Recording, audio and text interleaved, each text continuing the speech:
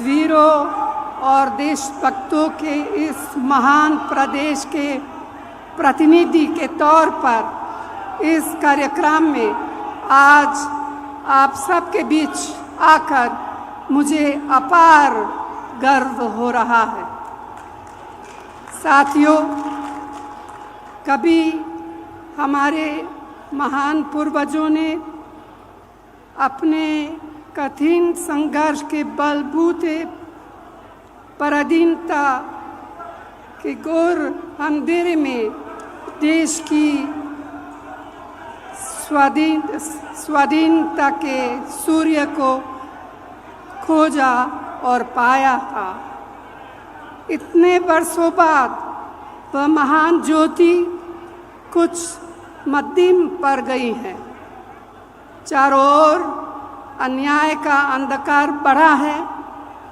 हम सभी का संकल्प होना चाहिए कि हम इसके खिलाफ लड़ेंगे, न्याय की रोशनी हो जाएंगे। भाइयों और बहनों, हमारा देश पिछले 10 साल से एक ऐसी सरकार के हवाले हैं जिसने बेरोजगारी, महंगाई, आर्थिक संकट, असमानता और अत्याचार को बढ़ावा देने में कोई कसर नहीं छोड़ी है। इस मोदी सरकार ने जो किया है वह हमारे आपके सामने है। इसीलिए यह समय हताशा से भरा हुआ है, लेकिन जान लीजिए कि हताशा के साथ ही उम्मीद का भी जन्म होता है। मुझे पूरा यकीन है कि कांग्रेस के हमारे साथी न्याय के दीपक को अपने सीने की आग से जलाएंगे और हजार आंधियों में उसे संभाल कर आगे बढ़ेंगे, क्योंकि यह देश सिर्फ चंद लोगों की जागीर नहीं है। यह देश हम सब का है।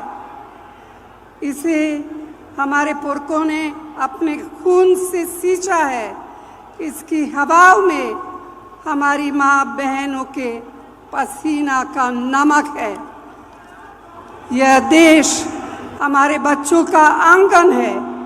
इस देश के मासूम बच्चों से उनके हिस्से का न्याय छीना नहीं जा सकता। भाई और बहनों, देश के ऊपर हो जाने की बात सपने में भी नहीं सोची जा सकती। क्या कोई देश से बड़ा कोई हो सकता है? जो ऐसा सोचता है, देश की जनता, मेरी प्यारी बहनें, नौजवान, किसान, मजदूर, आदिवासी उसे सबक सिखा देते हैं। दुर्भाग्य से आज हमारे देश में ऐसे नेता सत्ता में विराजमान हैं। मोदी जी खुद को महान मानकर देश और लोकतंत्र की मर्यादा का चिरहरण कर रहे हैं। विपक्षी नेताओं को डराने, धमकाने, भाजपा में शामिल कराने के लिए तरह तरह की हथकंडे अपनाए जा रहे हैं। तो भाइयों और बहनों, आज हमारे देश का लोकतंत्र खतरे में है।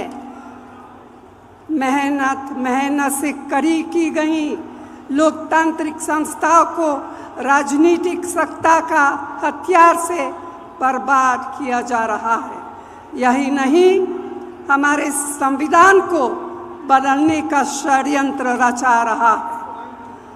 पूरे तंत्र में भय बताया जा रहा है। यह सब क्या है? ये तो तानाशाही है और हम सब इस तानाशाही का जवाब देंगे।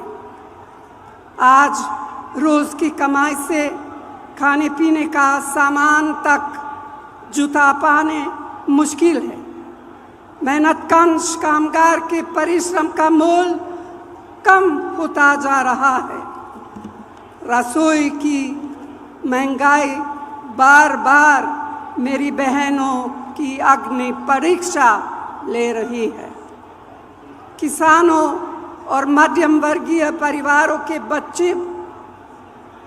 बच्चियां बेरोजगार हैं। गरीब जितना जोर लगा ले उसके पास शक्ति, सफलता और रोशनी पहुंच नहीं पा रही है।